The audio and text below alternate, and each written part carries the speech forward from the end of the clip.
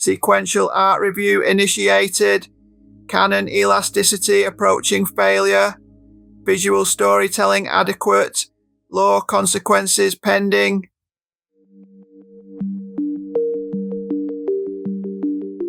Processing data for the Frontier. The Voyager homecoming narrative has reached its terminus. Logic dictates a thorough debriefing. Hey guys, Mike here. Welcome back to the channel. Today we are finally at the finish line, closing the book, literally, on the Voyager Homecoming comic series. I've been looking forward to this, but I'm gonna be real with you. I am coming at this with a heavy dose of, let's call it, tough love. Love is an illogical variable. Toughness is our material attribute. You are confusing your metaphors. Again, Maya. Just let me have this one, M5. Voyager is... I know this is gonna sound weird, but in a sense, my favorite kid from all the Star Trek. I'm a little bit overprotective of it. It's a comfort without being empty. And this 5-issue run, it did feel like the one last mission I wanted. For those of you who are just looking for the verdict, if you are a fan of the show, I would say pick this up. Full stop. The data indicates the narrative captures the aesthetic tone of the original series with acceptable accuracy. It really does. It captures the essence. It doesn't feel like, that CW teenage drama we keep seeing in Starfleet Academy. It actually feels like Trek. Now, I should definitely clarify, I didn't expect a 5-issue run to kind of fix all the structural issues of a 7-year journey. And what we get here is kind of a mixed bag. On one hand, it actually manages to fix some few small things that have been nagging me for years, giving me some genuine closure. On the other hand, it feels like the writers broke a few things just to get us there. It's kind of like respecting the legacy while also, tripping over it in a few spots. The repair of one system at the expense of another is a poor maintenance strategy. Valid. Look, it is a solid recommendation for me, for all the fans who want that closure. But please don't expect it to kind of reinvent the wheel without hitting a few potholes. Now, if you haven't finished the run yet, beam out now. We're about to hit the spoiler siren. Warning issued. Narrative containment has failed. Spoilers imminent. Alright, spoilers are now active. Let's get into the messy stuff. And here's the thing, I have to talk about the politics. And I want to be careful here because I don't want this to be a rant or I don't want this to be any kind of political channel. But we need to address a lack of subtlety. Just for clarification, I have always been a center-left kind of person. I'm basically the target audience for the messages they're trying to send, but the problem is, and that's the problem I have with some modern writing, and we definitely see it here with the Chakotay sibling situation, is this sense of moral superiority, and on the other side, hitting you with the sledgehammer over the head. Moral superiority is a cognitive bias. It is often illogical and inefficient. It really is. When writers start thinking, and look, I don't want to presume that these writers were doing this, but generally speaking, when writers start thinking they know everything and we, the audience, knows nothing, they usually miss the mark. In this particular issue, they are hitting you with the hammer instead of telling a story. Let's take the Aberrations, Species 8472. Rebels who like their human forms too much to let go. Great concept. Very Voyager-esque. But then we get the Chakotay sibling retcon. In the books, for those of you who don't know, he had a sister. In the show, he was the only child. Here, suddenly there is a brother, and it feels kinda jammed in. It feels like checking a box for modern trends on the very last pages of the run. Oh, when I said suddenly he has a brother, well, apparently his brother was a sister that now he's a brother. I mean, they're doing the whole trans thing, and fine. I don't have a problem in general, but like this is out of what happened? What? It is a broken continuity. It serves no logical purpose other than to create a reunion hook. And here's the kicker. We know the writers can do this right because of how they handle dissolving the Seven and Chakotay relationship. Look, I'm not going to get into the whole story of why those two were actually a couple in the first place. That's kind of a long and complicated story, but let's be real. Nobody, including the people playing these characters, actually liked it. And despite what some might believe, one date on a holodeck does not make a lifelong relationship.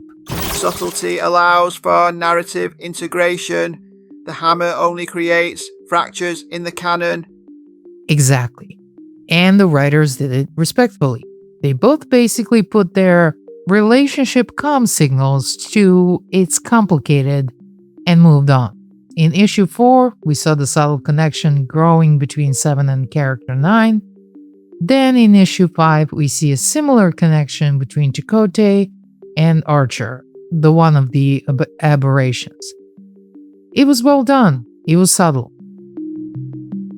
Now, when you compare that to Vemak, I think that's how you would pronounce it, being shoved into the final panels like a checklist item, it's kind of difference between good writing and using the freaking hammer to shove a message down.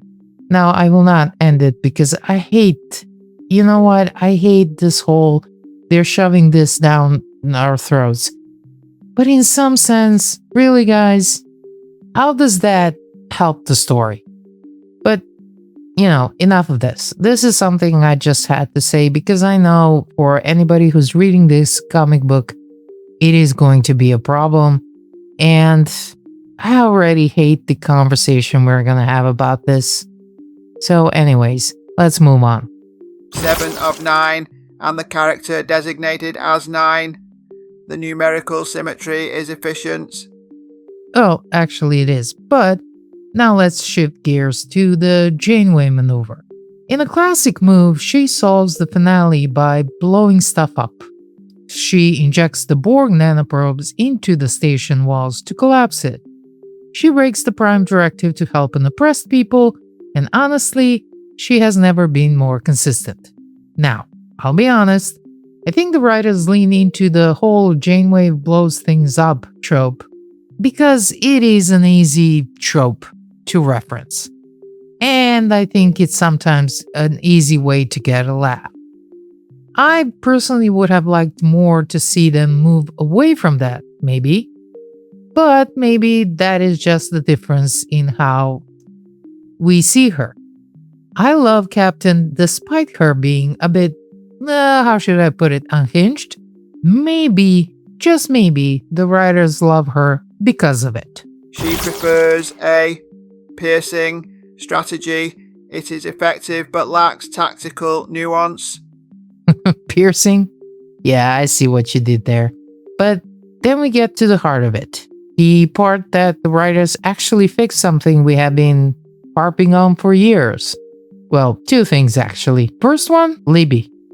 After decades of all of us wondering if Harry just made her up to feel better in Delta Quadrant, we finally get to see her. Guess what, guys?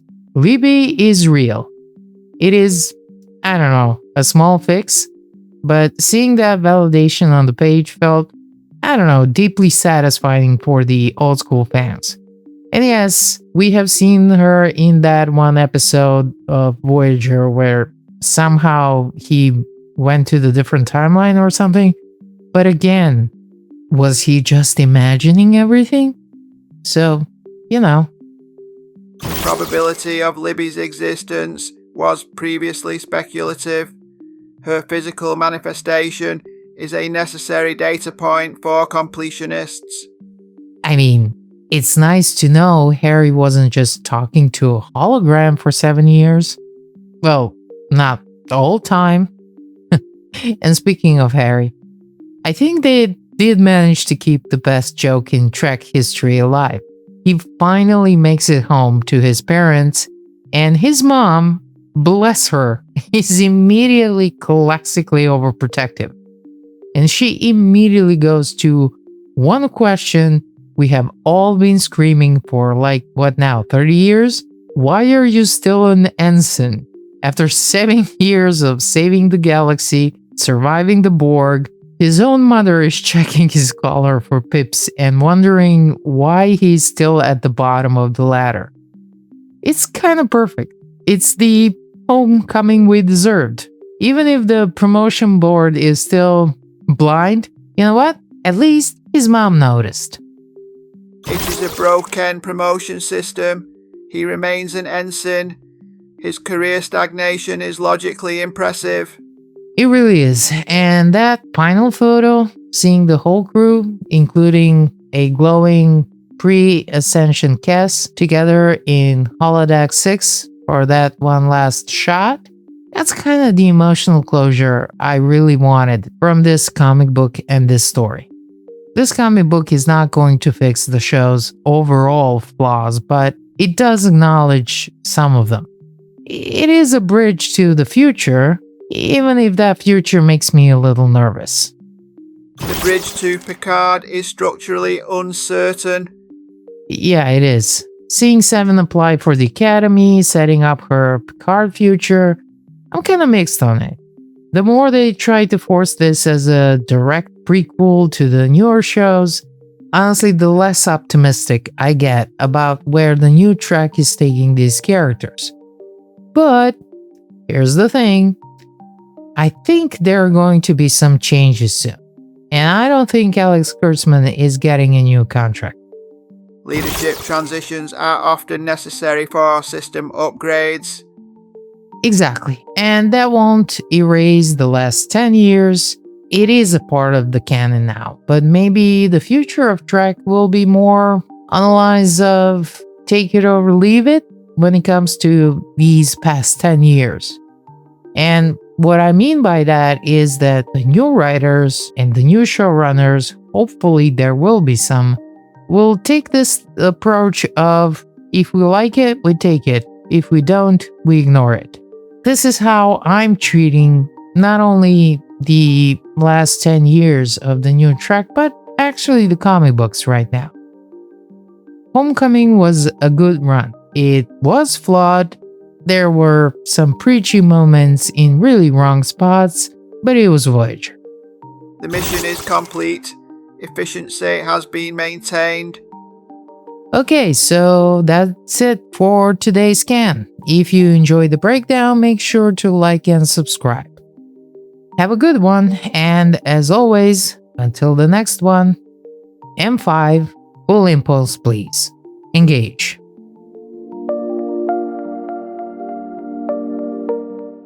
Support the organic creator. Like, share and subscribe.